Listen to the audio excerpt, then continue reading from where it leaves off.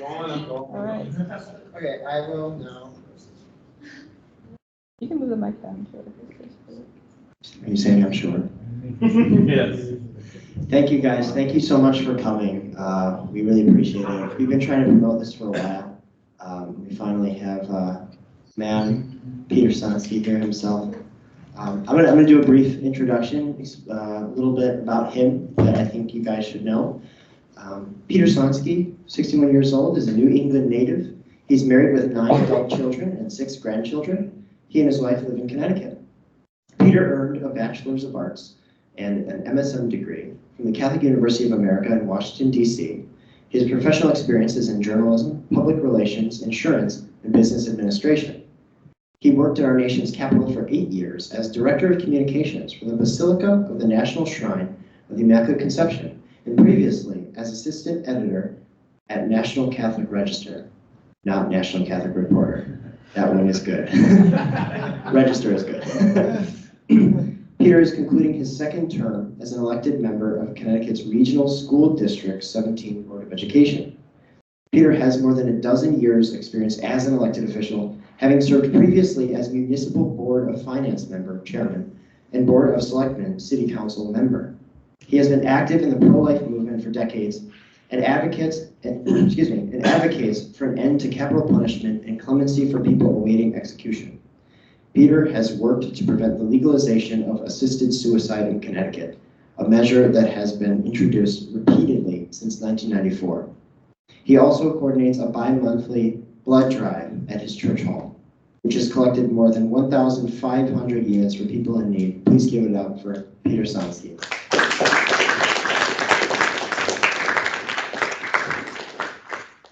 Thank you very much for your kind. I appreciate it, even though I wrote it. I didn't expect you to use all of it. That was good. That was very kind of you. And I'm really happy to be here. I'm truly excited. I love to speak on campuses. I love to speak to college students because I have so much in common with you. I have children, and I have college-age children, and they give me great joy. But it is a joy to come, and there's a particular interest in speaking at the University of Illinois, which I'm going to get to. I'll reveal it in a bit, but I promise has nothing to do with UConn basketball. Now, I will say that I did go to UConn. I graduated from Catholic U, as well noted, but I did do my first 3 semesters, got my gut courses out of the way at UConn.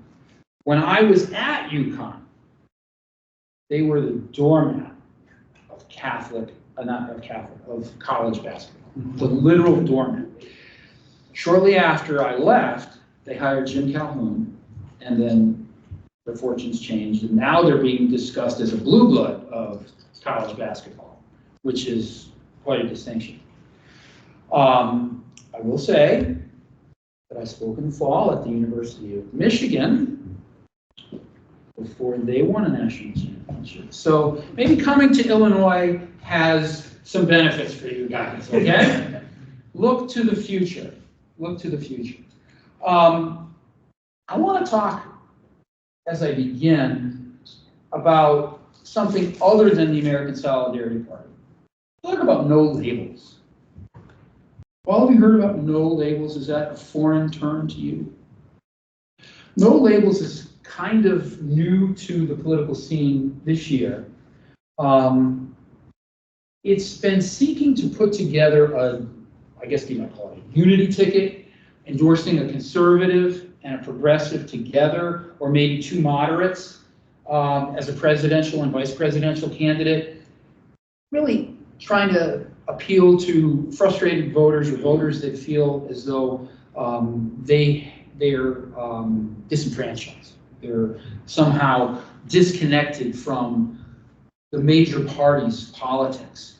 They're frustrated with the state of affairs, hyper-partisanship, and political gridlock that we experience all the time. It's interesting because they've never really published a platform, so I honestly don't know what no labels stands for.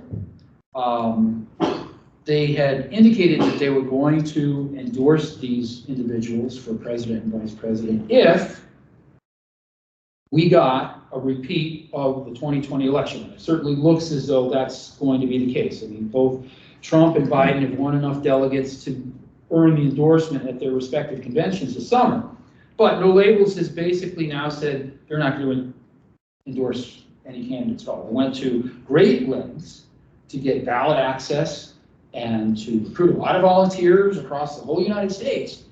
But they have come to a point where they've decided that they can't identify candidates that apparently are going to represent them. So why do I bring them up? I bring them up because I really like the name No Labels. I'll tell you why. We have become very tribalist, especially in our politics. And we identify very closely with whatever it is that has become important to us, or historic to us, or ingrained in our culture, our upbringing.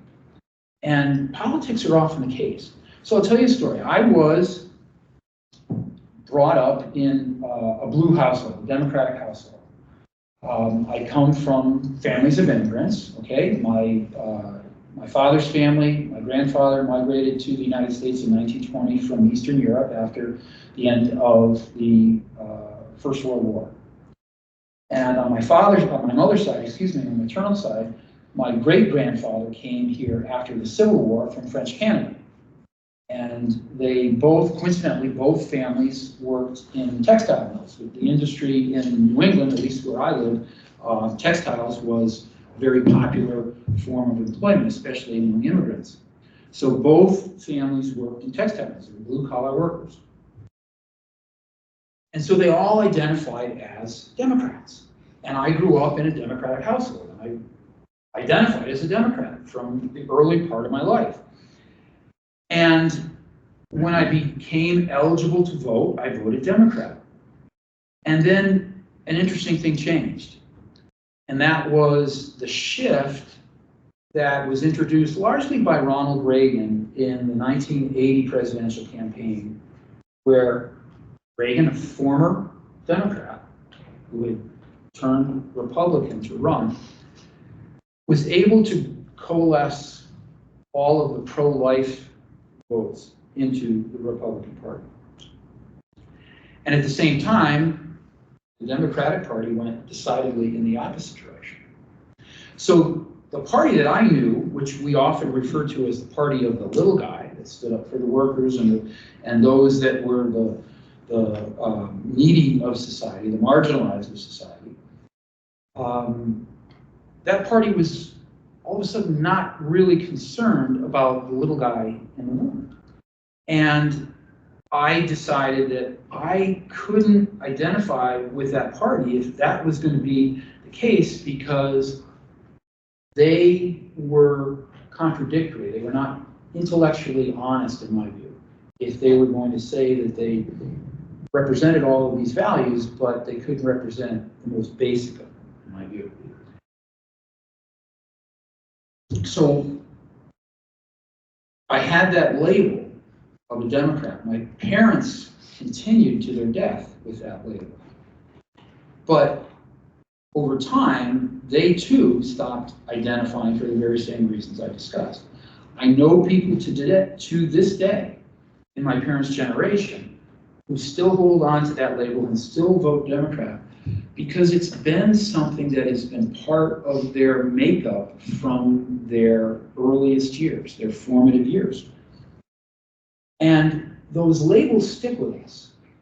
And it goes beyond politics naturally, but it's very important, because we need to find occasions when we might depart from those things for valid reasons. Now, if you're sports fans, I mean, everyone identifies with a team. I'm from New England, so I may have different sports followings. I'm sure there are Cubs fans here. There's probably Bears fans here. If you're a White Sox fan, I really feel sorry for you. But maybe some Cardinals fans. I don't know anyone from Southern Illinois might be representing the Cardinals. You'll support the team. Maybe even support the White Sox, because it's your team. you identify with it. And the reality is, they may not win, but it's what you've identified with, and it's what you feel gives you a sense of pride. So you'll wear that label, you'll wear that cap. I will be a White Sox fan. You may be critical of them. You may be one that finds fault because you're not happy with the management, or you don't like decisions they made about certain signings or hirings of coaches or what have you. You're not going to go to bat for them no matter what, but they're still your team. So no labels, they often define us as though, these especially political labels, and we need to find ways that we can question our identities when it comes to our political affiliations. And that's why it's exciting to talk to college students, because there's some of you in this room, I am sure, that voted in the last presidential election, but for some of you, this may be the first opportunity to vote in a presidential election. And for you, it may be that the notion of a third-party candidate is not that foreign, because there's been other third-party candidates that have been identified this year. RFK Jr. among them, perhaps the most significant. But it's been not only during this campaign, but even in the run-up to this campaign, discussions of the possibility, minimally, of a third-party candidate. Because there's this increasing polarization in America.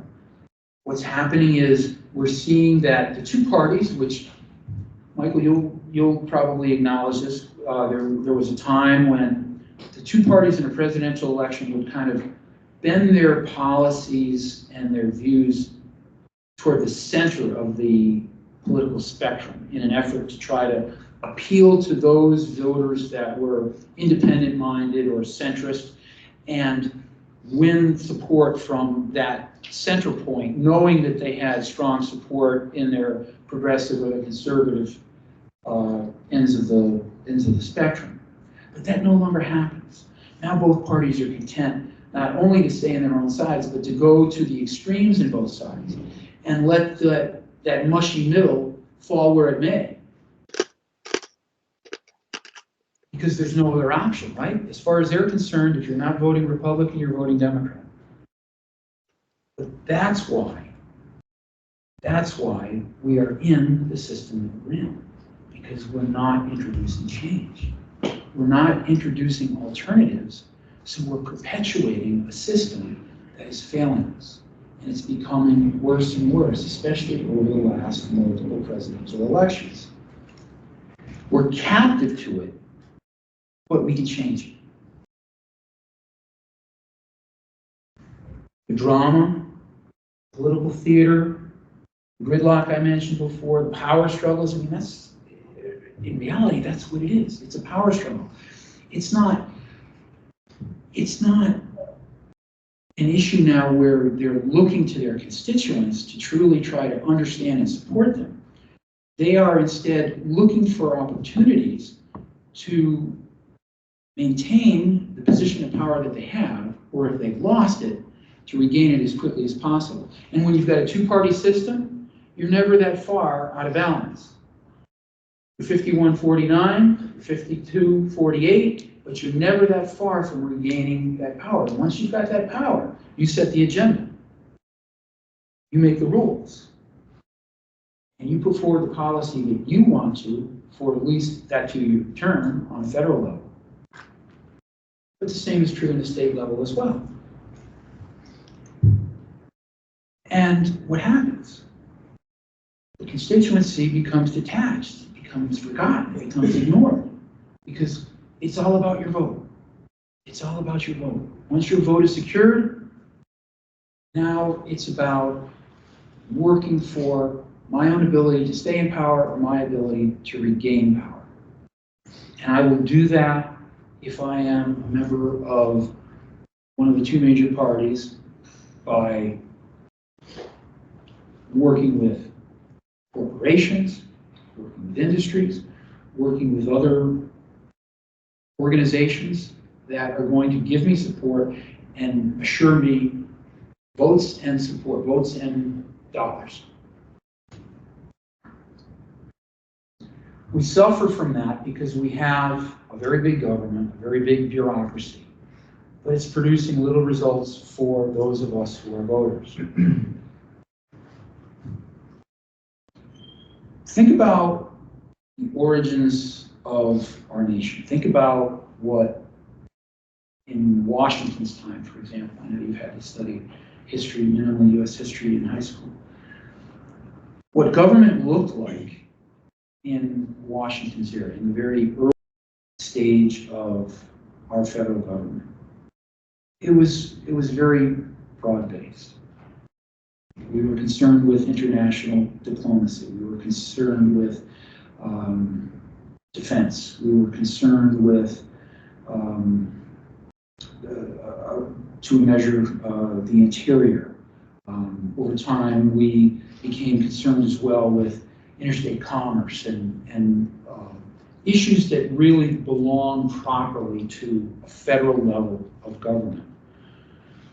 But then over time, we began to continue to build those layers and add the bureaucracy at the highest levels of government. And all of these things are being duplicated because they're already in existence, at least to an extent, on a state level, if not even a local level. And yet everything is going up and all of the tax dollars are going along with it. And you know what? When the tax dollars come up, they seldom come down. So I'm not a big advocate of large government for the reason that the farther removed it is from the people, the less impact, the less influence they have with it. Now that's not meant to sound libertarian, limiting the role of government. There are areas of government that are legitimate and which we require. And I've already mentioned some of those. But rights for all Americans need to be protected. And we can do that at different layers more effectively than repeating it at each layer of government. A free and a just society is what we ask for. And the government can do that effectively without having to repeat it at each layer of government.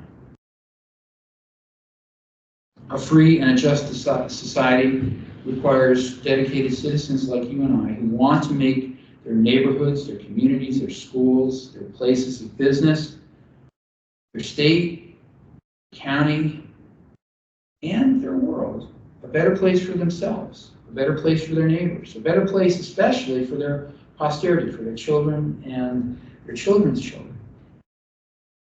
But we need to introduce some change if we are going to expect to have those outcomes. We need government as an official component of our self-governing society, a society of the people, by the people, for the people. Government is not inherently bad. But when there's excessive power and overreach, that is bad. This is where I'm going to share my delight in speaking about the University of Illinois.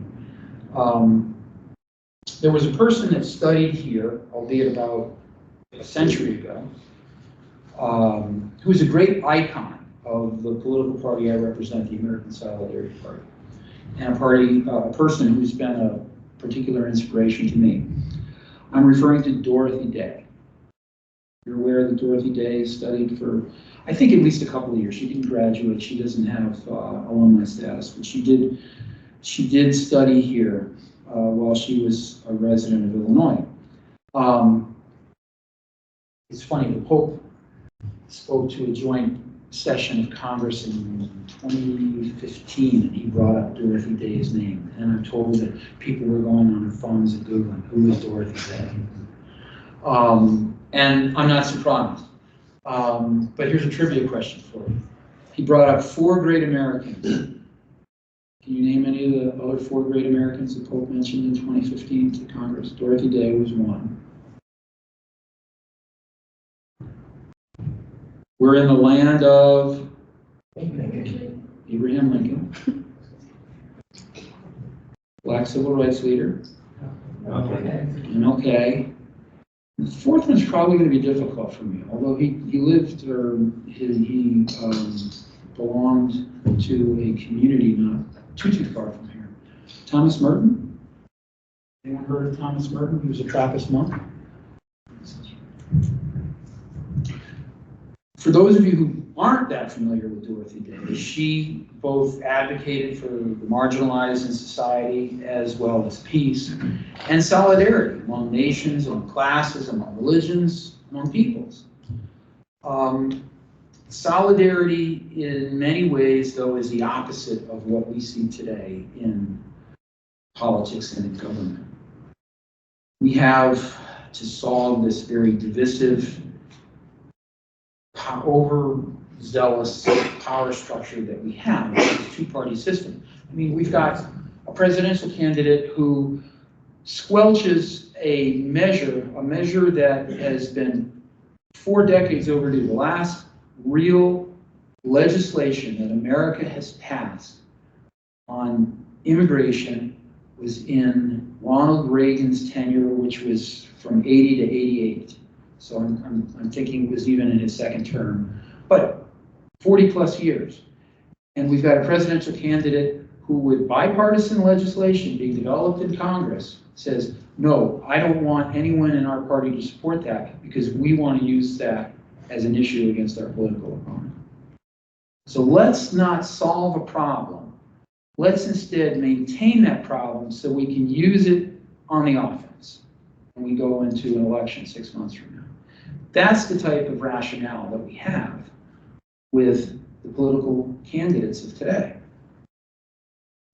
That is not a solidarian option. That's not what I consider a common good option. Interests that are driven by a policy that's driven by special interests, or in this case, by a desire to regain power, and appeals to maybe party elites or certain classes of voters, is not helping our nation to improve, to grow, to eliminate polarization, and to eliminate these power struggles.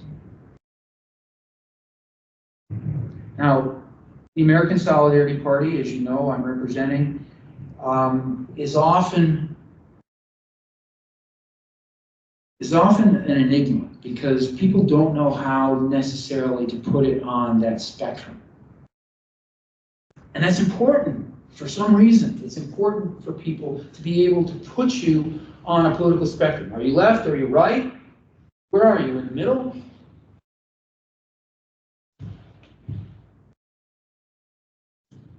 I suppose if I had to give an answer, I would say that the American Solidarity Party is probably centrist because it identifies in some ways with the policies on the left and in some ways with policies on the right.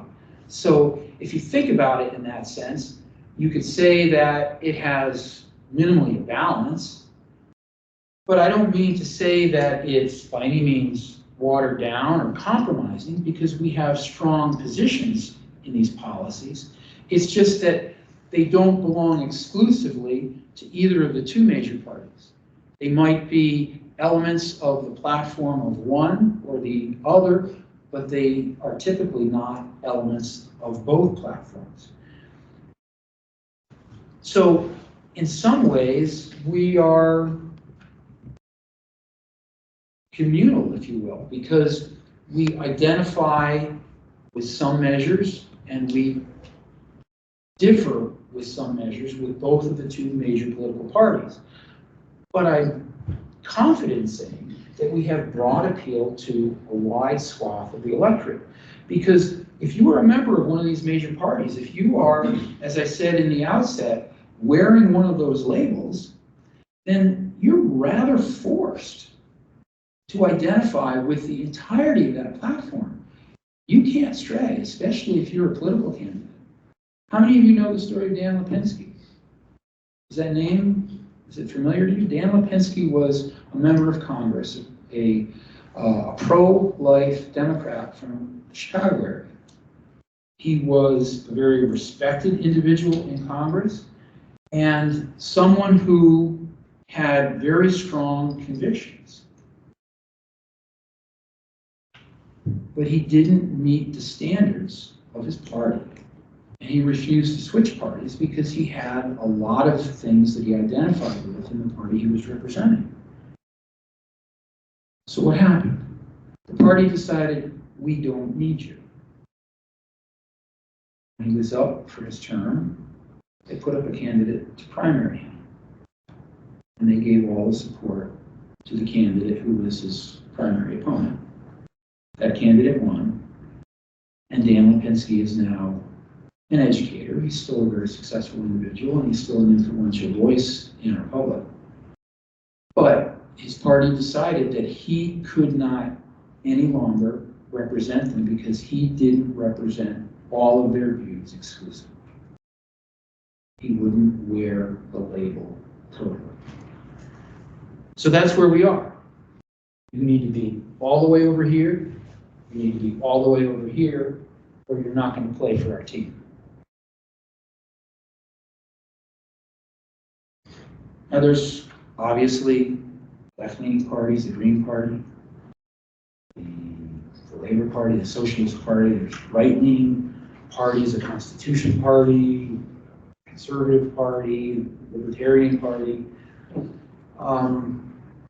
All of these third parties have existed for time, and all of them have had modest success, some more than others. But the American Solidarity Party doesn't fit nicely into that left or right category, as I mentioned before.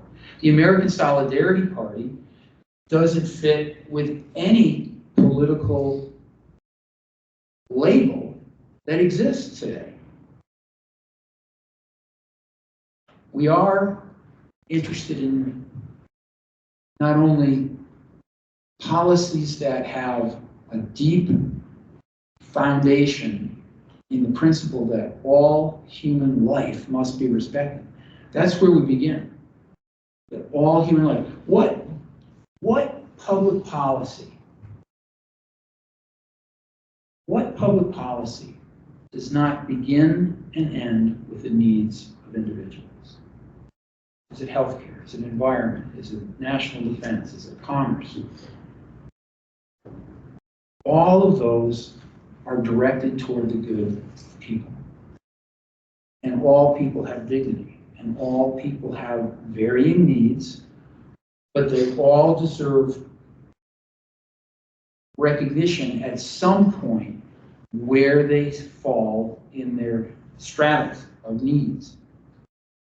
And we are interested not only in supporting their needs, but in doing so with civility, in doing so with an approach that is going to encourage intellectual debate, that's going to encourage a willingness to dialogue and to understand one another, and to develop policies that are beneficial for all. That reaching across the aisle has gone away.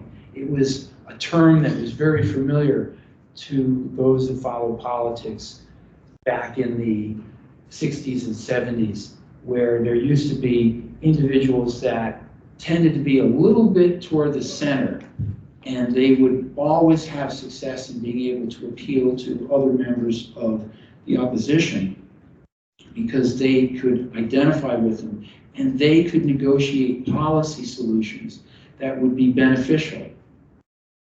But those days are gone for the very reasons that I cited to you a few minutes ago, because the parties won't allow those things to exist.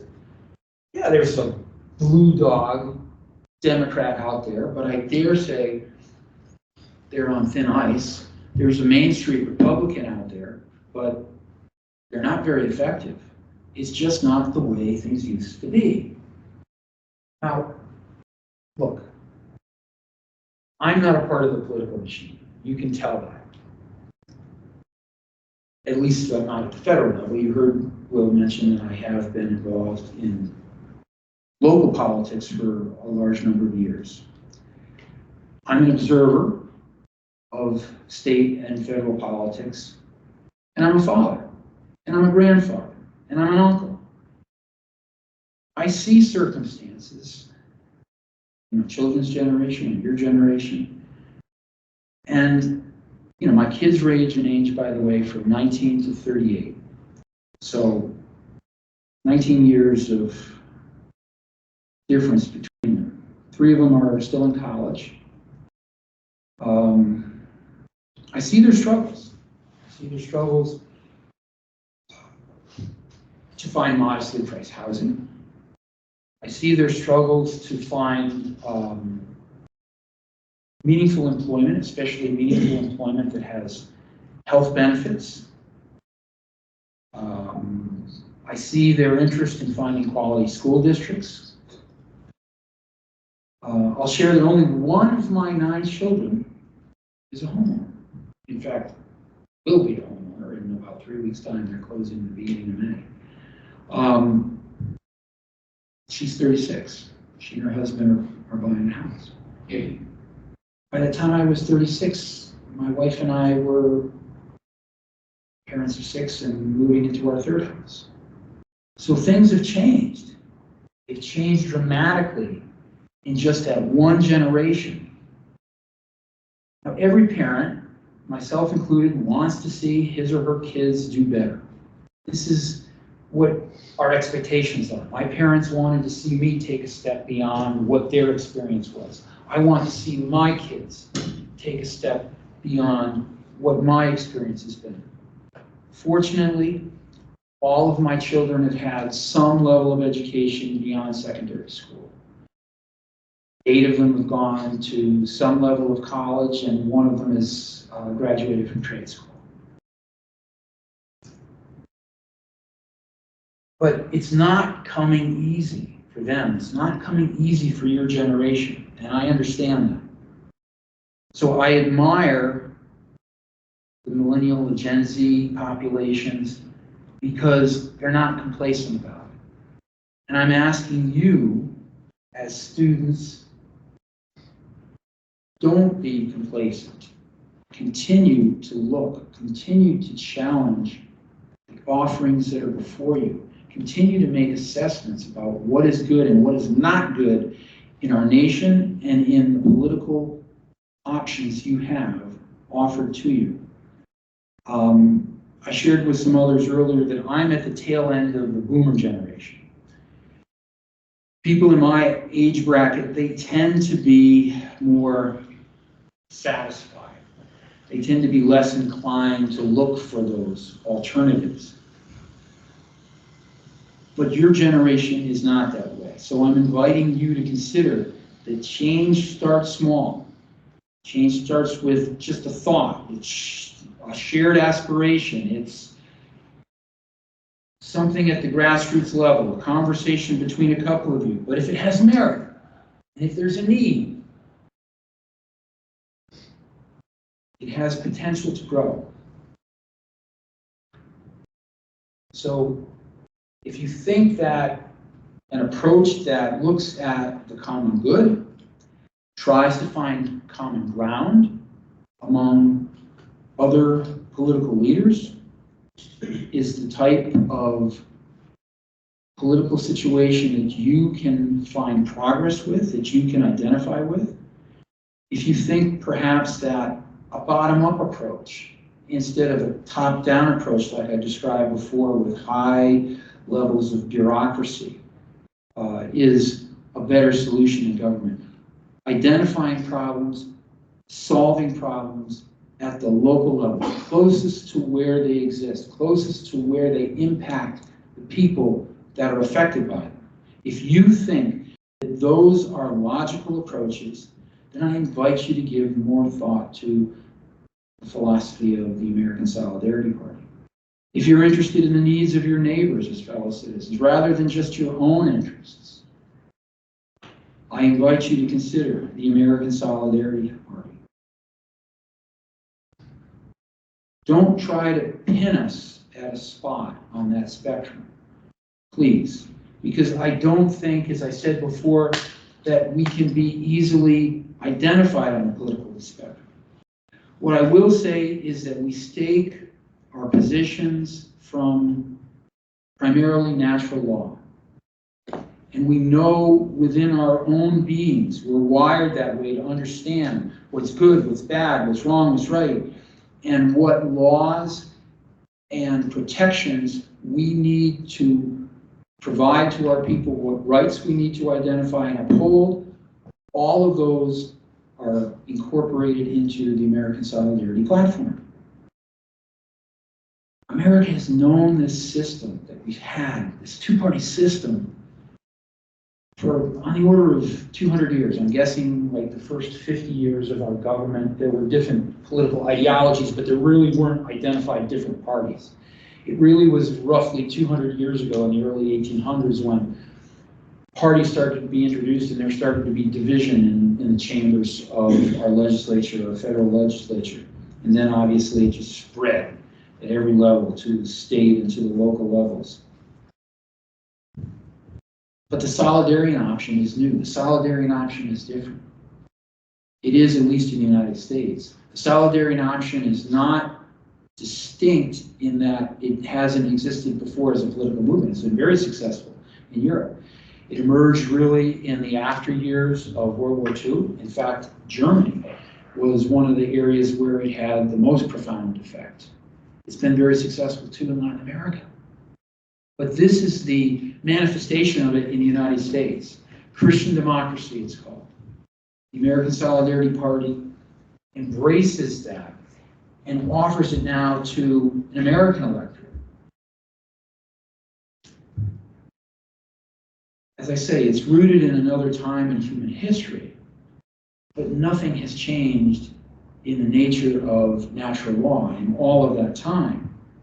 And if we still put people first, if we still appreciate that we are communal beings, that we have a natural interaction with one another, that we support one another mutually, that we have rights, but we have responsibilities as well to respect the rights of others, if they are to respect our own rights, that's solidarity.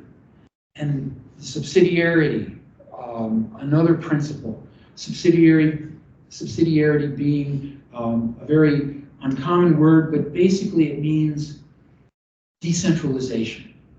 Basically it means taking away from that big conglomerate, that big bureaucracy that I mentioned, and bringing power and authority and resources and tax dollars down to the level in which it's most effectively useful. Like I said before, solving local problems at the local level, identifying, allowing local school systems to identify the curriculum that they want to introduce, giving communities the opportunity to develop as they see fit. You heard in the introduction that I belong to a school board. Our school district is seeking to basically replace its infrastructure. Our high school was built in the 1980s.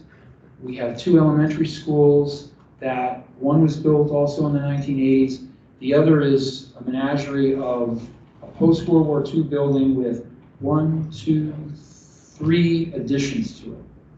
So all of these buildings now are in need of major improvement. We as taxpayers in my state send a lot of our taxes to the state level, and whenever there is a building project, we need to appeal to the state for funds to build our own schools. Money that we've sent to a higher level, we now have to ask for back so that we can do our projects. And you know what? They'll tell us what we can and what we can't do. We've got big schools because our populations have dwindled since the time that they were built. There are elements of those schools that we would like to preserve by restoring them and improving them. Our oversized auditorium for our theatrical performances, our field house, our swimming pool. All of these things are going to be vetoed because they are no longer acceptable on the state standard. So money that we have had to pay in taxes are coming back to us, but with provisos that we can only use them in a certain way. We can only build a school of a certain size. We can only have a gymnasium of a certain size. And the control is taken away from us entirely. That's not the way the government should work. The Christian democratic parties have long played in Europe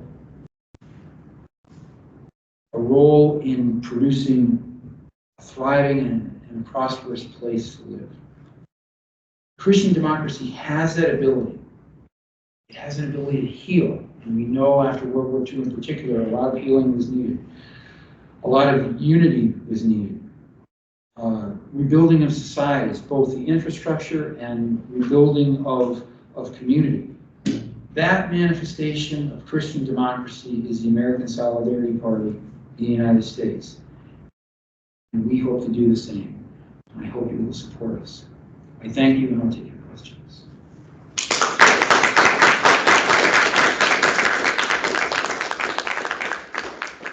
Unless you have to have a microphone.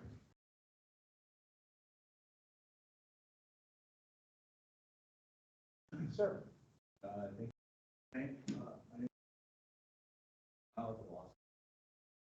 Had a question.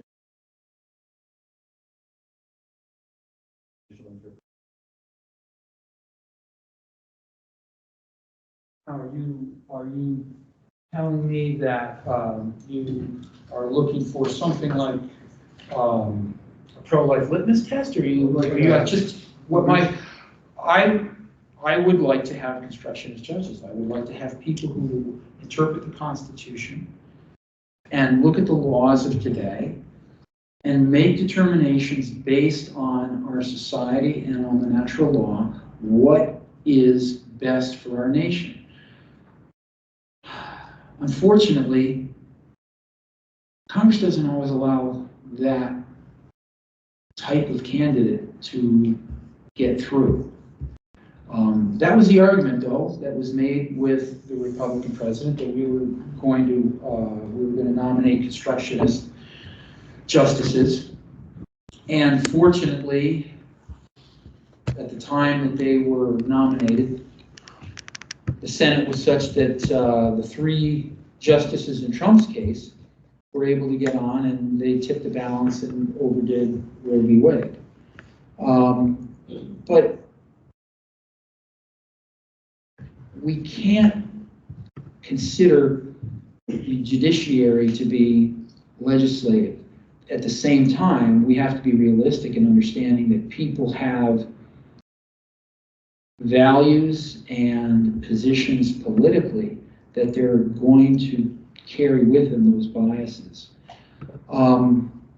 We need to do our best to identify them. I know that Trump, for example, used the Federalist Society as his sourcing for judges, but I don't plan to use any of those organizations. I would look to academia, and I would look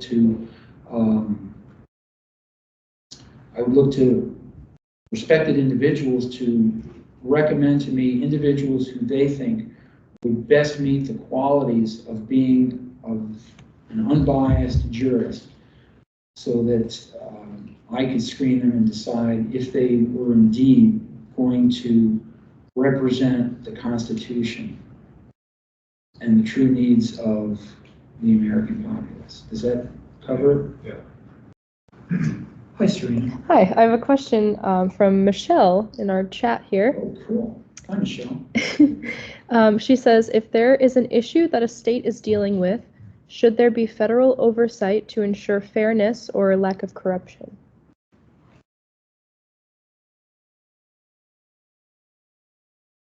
Well, we've been talking about having a proper respect for each level of government. And we are, in America, the people are the true government, right? We elect our representatives. So I don't think that there needs to be federal oversight of state governments we as voters have oversight of our elected officials. Our elected officials have oversight over bureaucracies and agencies within the state. And then we, through our action as voters, can make the changes that we think are necessary. I think each level of government should stand independently. Yes, sir. Hi, my name is Kevin. This might be a Hi, silly Kevin. question, but what does VIC mean when it says vote VIC? I'll be talking to you guys after Peter's done, very quickly. Okay. The candidate for Congress. Okay. Okay. Michael That Vick. makes sense. That makes sense. Thank you. That was an easy question. Yeah, Matthew. Yeah, I'm kind of curious. What are your thoughts on the prison system in the United States? Because that's a difficult issue. Like we have, there's some things. What level of government do you think that kind of falls to manage the incarceration of people dangerous to society? Sure. Well, I mean, obviously there has to be a federal system for those that are responsible for breaking federal laws. There needs to be a state system for those that are responsible for breaking state laws. And then obviously it's up to lower levels of government, municipal, county, for decisions on whether they employ state systems or others for infractions, but usually they're not levels to incarcerate for any length of time. They're just jailing people for a short duration of time, right? I'm definitely not in favor of the privatization of prison systems. I think that government should operate prison systems on both state and on federal levels. Is that adequate? Yeah. Who else? Sir? Hi, Mike.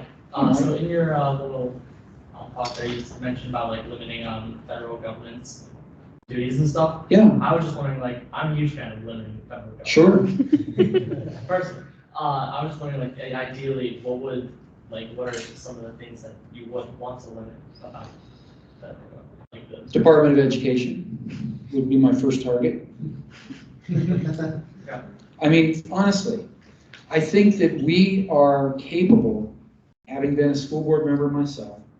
I've talked to you about some of the frustrations that I have with just trying to replace our infrastructure, but also the mandates that I get with the curriculum that I have to impose, or the standards that I have to keep for graduation, or what have you. They're not all unreasonable, but I think I'm capable, and I think the people around me are capable of making those determinations. Yeah, there's got to be some standards so that somebody is not falling short. I accept all of that. But the level of control that has been removed from local levels is really sorry. And it starts from the very top. Incidentally, Commissioner of Education from Connecticut, the federal Commissioner of Education. And he happened to be a superintendent of a neighboring school district. So I'm saying that with full knowledge that the person that I know would be out of a job.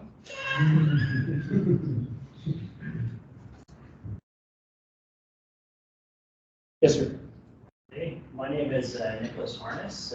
My Nicholas. familiarity with the party primarily kind of centers around their engagement with politicians and world leaders outside of the U.S.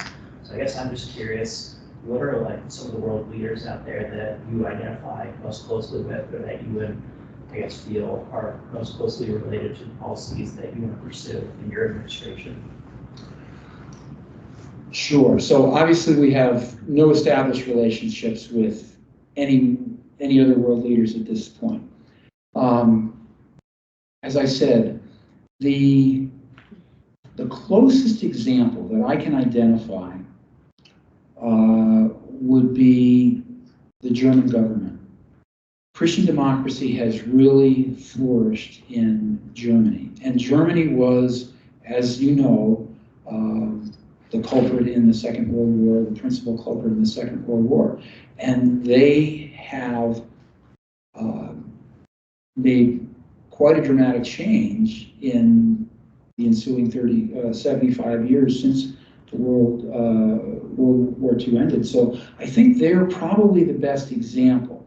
But to your point, I don't know that there are any particular individuals or particular nations where there is an active relationship. It's merely at this point an observation that would tell you that this is a system that has proven successful. Anyone else? Anyone else online? Yeah, Serena? I think Michelle had another question. Oh. She said, I know there is a platform on the website, but I found it a little confusing. What would your thoughts be on healthcare? Sure. Well, the American Solidarity Party is strongly in favor of healthcare for all. We want people to have access to affordable and reliable healthcare. We have a system naturally that is here in the United States. We have a plethora of systems, right? We have a veteran system. We have a system whereby many of us who are employed are securing healthcare through our employers. We have a system for our aged people that is a government-sponsored program. So we have a number of different models that are managed throughout people's lifetimes or throughout their particular status. But what we don't always have is a system that ensures everyone has basic health care. And that's a standard that we're working toward as a nation. Some years ago, we didn't achieve it completely. There were elements of success, but we need to go farther. We need to make sure that everyone has access to health care, and that I'm not saying that the system has to be a system that is necessarily government managed, because I think that it can be effectively done in the private sector, but there has to be naturally government oversight. But we need to find ways in which we can structure our system that gives everyone access to affordable and very basic health care. I equivocated a lot on that because healthcare is an issue that's going to be a very difficult one to corral. But that being said, there are solutions that were introduced, and there are more opportunities for improvement. But we can't have people who are suffering without proper health care as part of a society such as ours. And we also can't have a system where we're some of the most expensive health care in one of the most developed nations in the world. That's a problem. Who else? I'm Allie. Hi. So I know that we the people would have a big part in like changing the culture. But if you were elected, like how do you navigate the culture that is currently like so polarized, and like how do you kind of overcome that and like actually try and get everybody to work together? Sure, good. So, I mean, Allie, in a pure sense, right now the ASP is running a candidate for president and vice president. There's a few individuals like Michael that are running for other federal levels of government, but it's not going to be a case where we have an imbalance in our federal legislature and Congress, right? So if there were to be a third-party president, we still are going to have to, whoever, if I'm elected, I'm still going to have to deal with whatever Congress has dealt us, whatever the people elect for a Congress. But the one thing that both parties are going to know is that they don't have an automatic recourse to either a veto or a signature at the executive level. So it's going to require leadership in Congress, both parties coming forward and working together with the executive level to affect laws that are going to be beneficial. You know, there are other systems of government in the world where there are multiple parties, and they have to find coalitions in order to find the votes necessary to approve measures to move them forward. Here in the United States, as long as you're in the majority and you can count every single one of your members as a vote along party lines, you can enact, or you can at least put forward for action, if the president so signs, any measure of legislation. And that's not an effective system. We need to find systems. I would love to get to a point where we have third-party officials, multiple party officials in our federal legislature. Because when we do, now those coalitions need to be, and there has to be agreement, and there has to be that working across the aisle that I talked about. And if you've followed what's happened in Congress this year, you've seen party line votes consistently. And if that's all we're going to ever get, then we're never going to have progress, because as soon as one party does it and loses power, the other party undoes it and does what they want to do. And there's never any staying power to the measures, because one party can undo what another party has done. That's why I say the system we have is being perpetuated by every single year that we accept that it's the only answer. And I realize that paradigm is hard to break. I realize that no labels reference that I made at the outset of my talk was really meant to kind of dispose you to the notion that we have become kind of paralyzed in this system, especially people my generation and above, in believing that it's all we've got, it's all we're ever going to have, we have to accept it no matter what. Your generation doesn't see things that way. Your generation understands that there is potential for change, there's potential for difference, there's potential for improvement. And it's not bad. It's not bad, it's different. And it may be a struggle to achieve it, but once it's achieved, they can see that it can be successful, it can be enduring, it can be beneficial. I'm not sure if you're aware, but Michael Knowles spoke here last night, hosted the Daily Wire show, and he talked on abortion specifically, and the importance of the use of prudence, especially in states or regions where support for abortion outmatches support for life. So how would you recommend pro-life lawmakers and policymakers to approach pro-life policies in those states? Is prudence the route, or is it more, we have our principle, we have to stick to it? Is that Sure. We need a federal law. We need a federal law. There are certain, kicking this to the states, as Donald Trump has done here in the past week and a half or 2 weeks, federalist approach is not appropriate in so fundamental, so intrinsic a right as life. We need, as a nation, to agree that we need to protect life. We need to uphold life. We need to respect life. And we need to protect life. And we need to do that on a federal level. We need to do that with a federal amendment. We need to do that with federal legislation. Yes, Roe fell, and Roe was bad jurisprudence. But a judicial answer is not the way we go about this any longer. We need to do this in a legislative solution. And we need federal legislation that says life is to be preserved from the moment of conception until natural death. Is that prudent? It's prudent to me.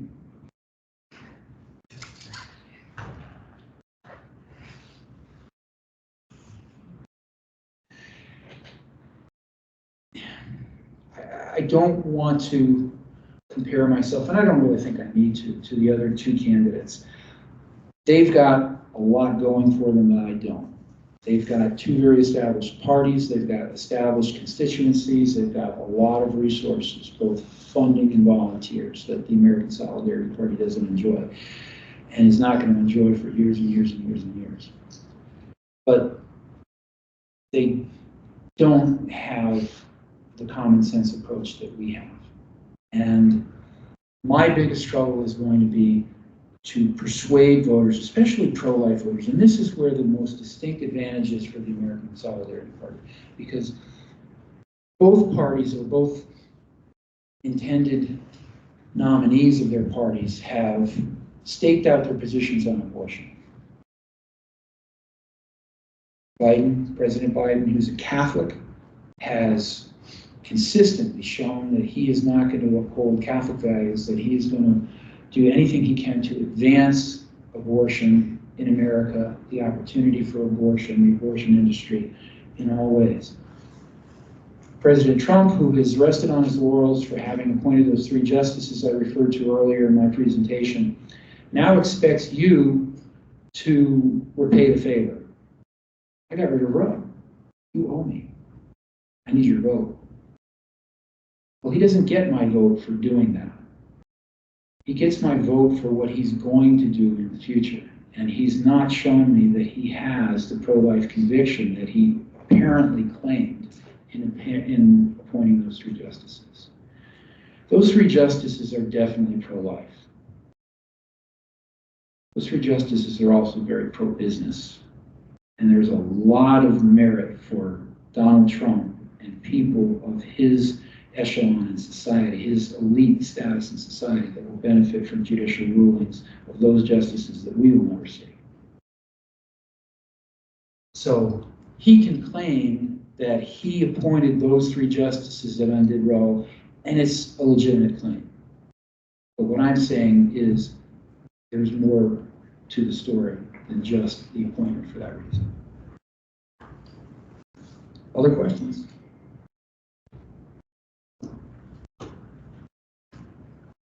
Mr. Vitt, do you want to give a commercial? Just a quick one. Thank you, Peter.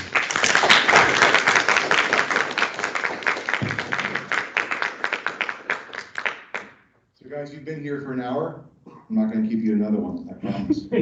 So just real quickly, I want to let you know a really personal story. So my name is Mike Vick. I made the joke earlier, no, not that Mike Vick. I am a different one. I'm not a big fan of football, but I do love dogs. So real personal story. I joined the Solidarity Party in 2021 after having supported the party's nominees for president in 2020, Brian Carroll, and a guy some of you might know named Amar Patel, who is Serena's dad.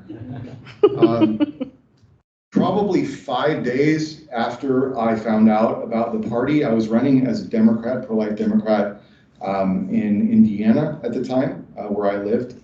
And I found out about the party because I was, for the first time in my life, looking for a presidential candidate. I didn't have one. I had previously supported Democratic candidates by holding my nose for them because other than life issues, family issues, certain social issues, I agreed with the Democrats more than the Republicans. But I didn't like the Democratic candidate either in 2016 or in 2020. And so I chose to vote for third-party candidates.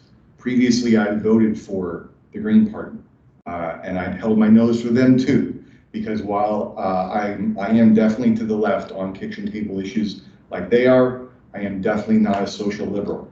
I am a Bible-believing Christian, probably at least as conservative as everyone in this audience on theology, and for that reason, I am socially conservative.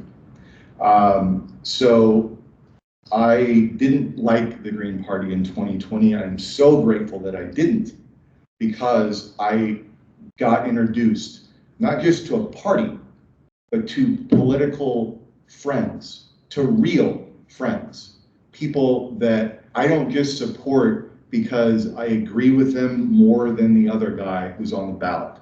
I support them because I know them. I support them because I love them. I love her father. He is like one of my best friends, okay? One of my best friends in the whole world. I have only met a few times in person. His name is Bill Fleming. He's the Georgia chair of the Solidarity Party. I talk to them almost every day. I have never felt more at home in a political party than I have in this party. I didn't start out life on the spectrum or with labels. I started out life as a kid who loved my parents and who loved Jesus. And I loved my church. I took it seriously. And I loved politics because my dad was involved in it. He was a vote blue no matter who Democrat, union through and through, union rabble-rousing Dem. I wound up more conservative than my parents and more to the left than most of the people that I found in the pews on kitchen table issues. And so I often would tell the joke that my Christian friends sometimes would question my faith over my politics. Occasionally, most of my friends understood me as really more, acquaintances at church. And then, my political friends would question my sanity over my faith. And I never found the two to be at odds, but our political parties force us to believe that they are, because we have to be. All one or all the other, never the twain shall meet. So I got tired of holding my nose. I don't know how tired you are of holding yours, but I can tell you right now, if you live in Illinois and you're voting for president and you are pro-life and you're not holding your nose for Joe Biden, which I don't think anyone in this room is inclined to do, then your vote doesn't count for president. It doesn't matter if you vote for Donald Trump, even if you're inclined to support him more than you do Joe Biden. So why would you hold your nose for him? Don't hold your nose for any politician. I never felt better than when I started doing political work, and I do it for a living. Worked for SEIU, I've worked for Working America, which is AFL-CIO, I worked for Greenpeace, and I have worked for the Democratic Party. And I had to hold my nose everywhere I went. When I would make friends and tell them that I was a pro-life Christian, they would look at me like I had two heads in politics. But I have never felt more at home in the political work that I did than when I went to work for my pastor, Pastor Chris Butler, who ran for Congress in the 1st District here in Illinois. I'm running in the 2nd. I live in Kankakee. I'm north of you all. It's Robin Kelly's district. Again, if you're pro-life in that district, your vote does not count unless you're holding your nose for Robin Kelly. So you could vote for Mickey Mouse for president. You could vote for Mickey Mouse for Congress. But why do that when you could vote for me? You could vote for Peter, and you can help build something that you really believe in. It's not going to win the White House this year. Short of a miracle, it's not going to win the 2nd District either. But the more people like you who stop holding your nose and tell these politicians that you have to earn my vote, the more likely we are to see real change in this country. And please, there's a great quote, I can't remember who said it off the top of my head, but I love it, and it's true. Never doubt that a small group of committed citizens can change the world, because indeed it is the only thing that ever has. So my job that I pay the bills with, is I work for the American Solidarity Party as a development director. That means that I do a lot of organizing in rooms like this and online, sending out emails trying to get folks to join the party. It's so easy to do. All you've got to do is give $1 in a year and you get voting member status. Tonight, that gets you a bumper sticker too. It's a bumper magnet. Right? So please, please, it's so simple. You just go to solidarity-party.org and you click support or join the party. If you go to my website, votevicUSA.com, same deal. You click on a button and it goes to a page that will go directly to fundraising for the Illinois Solidarity Party. Either one of those options makes you a voting member of the party tonight. And grab your bumper sticker on the way out. Okay? I love you guys. Thank you so much for all that you're doing. We Dignify is fantastic. Amen. And Amen. I love it. So thank you. Please pick up a button too, because now that you know who it is.